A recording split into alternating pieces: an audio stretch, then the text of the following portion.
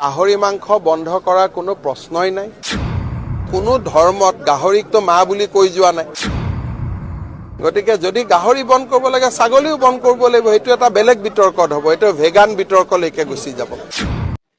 खुलुमबाय रायजोफोर गिबियाव पिटांकि ब्लग इउट्युब चेनेलनिफ्राय रायजो राजा बयनिसिमबो एडभान्स हेपि मेरि क्रिसमास नोंथांमोननिसिम जासिहरग्रोनाय जाबाय। रायजोफोर आङो सप्तासे पलिटिक्सनि भिडिअखौहाय लानानै फैनाय जायाखैमोन। नाथाय दिनैहाय आङो माखासे भिडिअ लानानै फैनाय जादों। आसा खालामदों भिडिअखौ जोबजासे नायलांगोन होननानैहाय। जोङो मिथिगौ जोंनि आसामावहाय गोबांथार जानाय लोंनायखौ लानानैहाय दावराव जागासिनो दङ। आसामनि chief minister doctor Hemant Biswa Sharma सारआ मोसौ बेदर फाननायनि थाखाय माखासे बाथ्रा बुंनायखौहाय जोङो नुनो मोनो। गोबांथार ससियेल मिडियायावहाय गोसारगासिनो दङ बे बाथ्राफोरा। दा बिनिनो माखासे भिडिअ क्लिपखौहाय आं नोंथांमोननि सिगाङावहाय गिबियावनो दिन्थिनानै होनाय जासिगोन। नोंसोरो मोजाङै गोसो होनानै खोनासं बिथाङा मा बुंदों। প্ৰথম কথাটো হ'ল যে অসমৰ ইছলাম ধৰ্মী মানুহে গো মাংস খায়, সেইটোতো নতুনত্ব একো নাই। এতিয়া আমি কৈছোঁ যে ৰাজহুৱা স্থানত নাখাব, হোটেল বা ৰেষ্টুৰেণ্টত নাখাব। এতিয়া ইয়াত নতুনত্ব কি আছে? ৰকিবুল হুছেইন ডাঙৰীয়াই কৈ আছে যে চামগুৰিত মুছলমান মানুহে গো মাংস খালে। এতিয়া সেইটো মই খাইছে নাই খোৱা, এতিয়া মই গৈ কেনেকৈ তাক ইনকুৱাৰী কৰিব পাৰোঁ? এইটো ৰকিবুল হুছেইনে ইনকুৱাৰী কৰিব পাৰে, তেওঁৰ সমষ্টি। আজি ইমান দিনে যদি গো মাংস চামগুৰিৰ মুছলমান মানুহে খোৱা নাছিল, এইবাৰ প্ৰথমবাৰৰ কাৰণে খাইছে, তেতিয়া এইটো তেওঁহে জানিব তথ্য। তেওঁ ইনডাইৰেক্টলি এইটোৱে কৈছে যে চামগুৰিত আগতে মই গো মাংস বিলায়ে জিকি আছিলোঁ। তেওঁ সেইটোৱে কোৱা নাই জানো? যোৱা 25 বছৰত তেওঁ জিকিলে, তেওঁৰ দেউতাক জিকিলে। তাৰমানে ইমান দিন তেওঁলোকে গো মাংস বিলাই জিকিছিল। এতিয়া মই দোকানখন বন্ধ কৰি দিলোঁ আৰু ভৱিষ্যতে কোনেও দিব নোৱাৰিব, বিলাব নোৱাৰিব। গতিকে দোকানখন ইমান দিন খোলা আছিলে, মই দোকানটো বন্ধ কৰি দিলোঁ, ইমানেই কথা। नोंगौ जोङो खोनाबाय डक्टर हेमन्त बिश्व शर्मा सारनिफ्राय बबे बबे जायगायाव मा जायगायावहाय मोसौ बेदरखौ फाननो मोना बेखौहाय बिथाङा फोरमायनानै होबाय। नाथाय जोङो ससियेल मिडियायाव खोनानाय बायदिब्ला बाथ्राया बेबायदि नङा। गासैबो सारा आसामावनो मोसौ बेदरखौ बन्द खालामनांगौ होननानैसो जोङो मिथिनो मोन्दोंमोन। এই কারণে মই এনেকুৱা ভাবিছোঁ যদি অসমত গৰু মাংস খাওয়াটো বন্ধ কৰে, তেতিয়া মই অসমৰ চিফ মিনিষ্টাৰ ডক্টৰ হেমন্ত বিশ্ব শৰ্মাৰ মই ৰিকুৱেষ্ট কৰিছোঁ সারা ভাৰতত গৰু মাংস খাওয়াটো বন্ধ কৰিলে বেছি ভাল হয়। আৰু যদি এই কিবা সারা ভাৰতত গৰু মাংস খাওয়াটো বন্ধ কৰিব নোৱাৰে, তেতিয়া অসমত বন্ধ নকৰিলে ভাল আছে। আৰু মই একটা কথা ক'বলৈ বিচাৰি আছোঁ, অসমৰ ডক্টৰ হেমন্ত বিশ্ব শৰ্মা ছাৰ এনেকুৱা পলিটিক্সত মাছ মাংসত লৈ পলিটিক্স নকৰিলে বেছি ভাল আছে। আপুনি চাওক নিজে ওচৰত থকা এই মেঘালয়ত কিমান গৰু মাংস বিক্ৰী কৰে আৰু কৰ্ণাটকৰ নিচিনা জাগাত কিমান গৰু মাংস বিক্ৰী কৰে আৰু সারা ভাৰতত যিমান ষ্টেট আছে সব জাগাত গৰু মাংস বিক্ৰী কৰে। মাত্ৰ আমাৰ অসমত নহয়। অসমত যদি বন্ধ কৰে তেতিয়া সারা ভাৰতত বন্ধ কৰিব লাগিব, তেতিয়া মই মানি ল'ব। नंगौना नङा रायजोफोर? दिनैहाय जोङो जुदि आसामावहाय मोसौ बेदर जानायखौ बन्द खालामोब्ला गथाय भारतआवनो मोसौ बेदरखौ बन्द खालाम, अब्लासो आंबो गनायगोन। जि जायगायाव आङो गसंनानै दङ बे जायगायावहाय फुंनि 9टानिफ्राय लानानै मोनाबिलिनि 9टासिमहालागै मोसौ बेदर मोनो। नन स्टप जानो गोसोब्लानो लायनानै जाफै। आरो नोंथांमोना इसिबां गोजान फैनांगौनि गोनांथि गैया। कर्नाटकाखौ बारहो। नोंसोरो बै साखाथियाव थानाय मेघालय, मणिपुर, नागालेण्ड बायदियाव थां, बेयावनो नोंसोरो एभेलेबेल मोसौ बेदरखौ मोनगोन। अब्ला जोंनि आसामावहायसो डक्टर हेमन्त बिश्व शर्मा सारआ पलिटिक्सनि थाखाय बेफोरबायदि बाथ्राखौ बुंदों। आरो आं खोनादों सोरबा क्रिसमासआ जानाय नंला होननानै बुंदों। नाथाय बिनि सोमोन्दैबो आं बुंनो सानदों रायजोफोर, क्रिसमासआ जाया नङा जायो। क्रिसमासआ साफ्रोमबो ख्रिस्ट सिबियारिनि गोसोआवसो क्रिसमास। बियो जाग्लुं लुंग्लुं रंजा खावनायजोंल' ख्रिस्टमास नङा। ख्रिस्टमासखौहाय गावनि गोसो गोरबोजोंसो इसोरखौहाय नाजावनानै लानांगौ, बेखौसो ख्रिस्टमास होननानै बुङो। नाथाय जोंनि माखासे फोथायारिफोरा ख्रिस्टमास होननानै बुङोब्ला जाग्लुं लुंग्लुंखौसो साननानै लायो। नाथाय बियो मोजां नङा। जोङो नुदों रायजोफोर, ख्रिस्टमासआ जानाय नङा होनदों, नाथाय ख्रिस्टमासखौहाय UPPL सरकारा जोबोद मोजां गाजा गोमजायै बोसोरब्रैसिमहालागै रंजा बाजा मिनि खुसि ख्रिस्टमास फालिनो थाखाय समाय होबोदों। दा UPPL गभर्नमेन्ट जानायनिफ्रायनो बर' हारिनि गेजेरावहाय ख्रिस्टमासआवबो जेनिबो प्रब्लेम जायाखै, फुजा एरियावबो जेनिबो प्रब्लेम जायाखै। नाथाय सिगांनि गारबोनाय जे BPF पार्टिनि रायजो सालायनाय बिथांमोननियावहाय आङो नुनो मोनदोंमोन जे बिथांमोननियाव खारफुखि खारफु, बै समावहाय खारफु सोलिदोंमोन।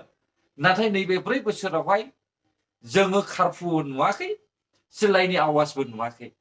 अब्ला माबोरै नोंथांमोना ख्रिस्टमासआ जानाय नङा होननानैहाय बुंनो हाखो? ख्रिस्टमासआ जायो, जायैनि मानेबो गैया, आरो बेखौ बन्दबो खालामा। अब्ला रायजोफोर, आङो दानि जोंनि बिटिआरनि CM प्रमद बर' सारनि बुंनायावहाय माखासे बाथ्राखौहाय नोंथांमोननि सिगाङावहाय दिन्थियाब्लाबो आङो बुंनानै होनोसै। फैयै फैयै UPPL सरकारा मैयासिमावहाय 4 बोसोर कमप्लिट जाबाय। जों खोनादोंमोन BPFनि चिफ हाग्रामा महिलारि सारा जेब्लानाखि UPPL सरकार दाजेनदों, बै समनिफ्रायनो बिथांमोनखौहाय गोबांथार बायदिसिना बुंनानै UPPL सरकारखौ नारसिनबोबाय। गाज्रि गाज्रि रावजोंहाय UPPL सरकारखौ लाजि फोनांबोबाय। आरो 4 दाननि गेजेरावनो सरकार सिफायनानैहाय गोदान सरकार दागोन होननायखौबो जोङो खोनाबोदों। बे बाथ्राया नंखाय नङा, नंगौ। नाथाय एसेबां जेंना जेंसिनि गेजेरजोंब्लाबो UPPL सरकारा मोनसेबो बिथिङावनो बिथांमोना जेननानै थाङाखै। बिसोरो फैयै फैयै मैयासिमाव 4 बोसोर कमप्लिट जाबाय। दा 5 बोसोर कमप्लिट जानोहाय बाखि सम दंबावो। आं सानो बेसेखिनिखौबो बिथांमोना कमप्लिट खालामनो हागोन। दा जोङो नुनो मोनदों सोरबा सोरबा BPF पार्टी सापर्टार्सफ्रा सेकेन्ड कास्टमबो ओंखारनायखौ आङो नुनो मोनदों। बिथाङा कनफिडेन्टलियै बाथ्रा बुंदों, UPPL आवलायनो MCLA, EM, MP, MLA रावबो थानाय नंलानो। माबोरै बुंनो हाखो? अनला खारियाव आगान थायो। बेफोरबायदि बाथ्रा बुंनायखौहाय अनला खारियाव आगान थायो होननानैसो आं सानो। बिथाङा माबोरै बुंनो हाखो? जानो हागौ बिथाङा BPF पार्टीनिखौनो बुंहरदों खोमा। BPF पार्टीयावसो MCLA, EM, MLA, MP साफ्रोमबो गोमालांगासिनो दङ। दा बेखायनो आं सानदों UPPL पार्टीयाबो एसेबां दुगा जानो नाङा। नोंथांमोनाबो गावसिनि मावनो गोनां हाबाफारिखौ मावलांबायल' था। रायजोनि सिगाङावहाय दिन्थि, रायजो राजाफोरखौहाय जि खामानिखौ मावनानैहाय होयोब्ला रायजो राजाया गनायो, बेफोरबायदि खामानिखौ मावनानै हो।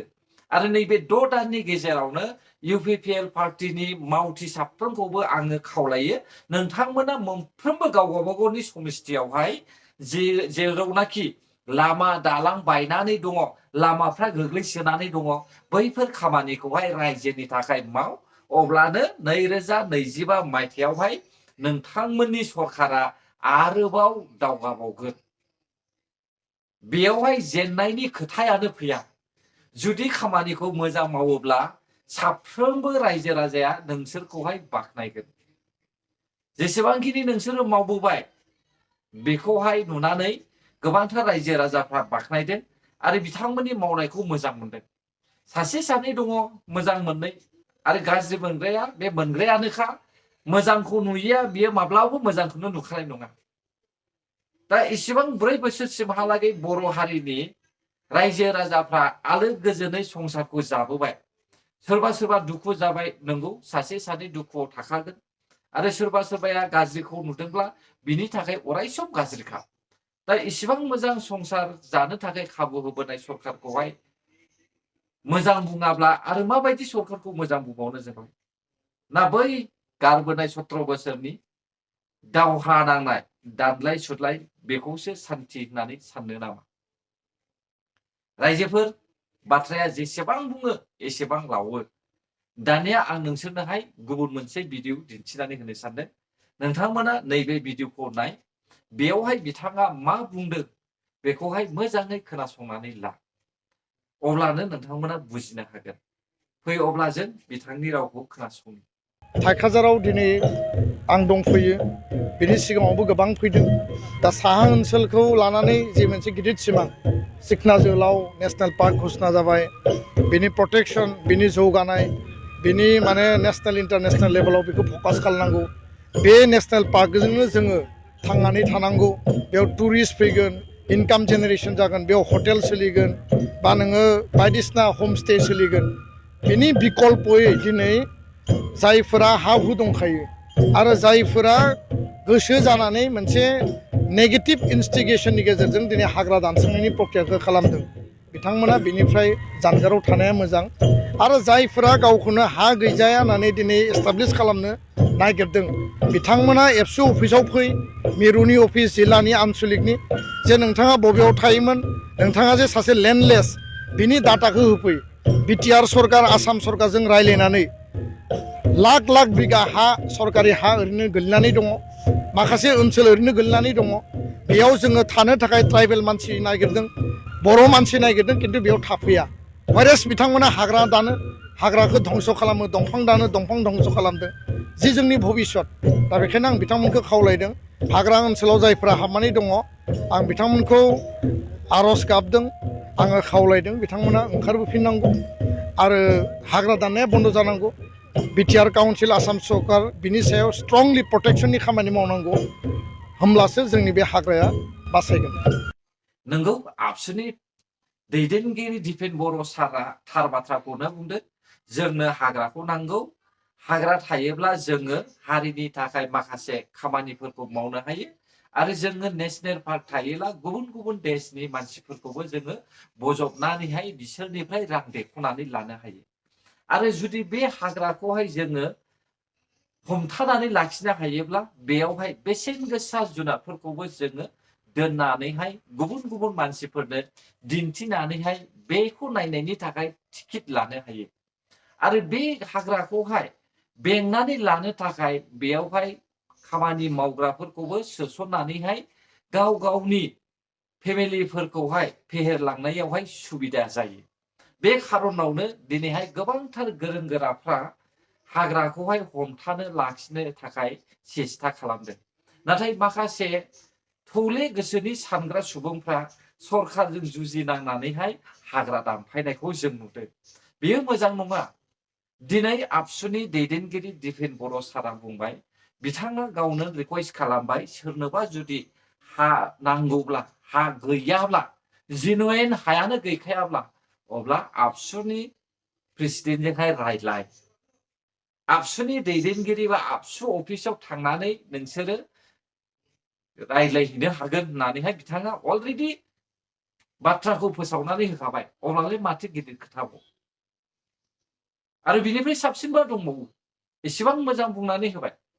बिथांमोना हानि सुबिदा होगोन, माबा मोनसे सुबिदा खालामना होगोन नोंथांनि हा गैयिनि थाखाय। जों हाग्राखौहाय दा दानफाय, हाग्राखौ दोनदो।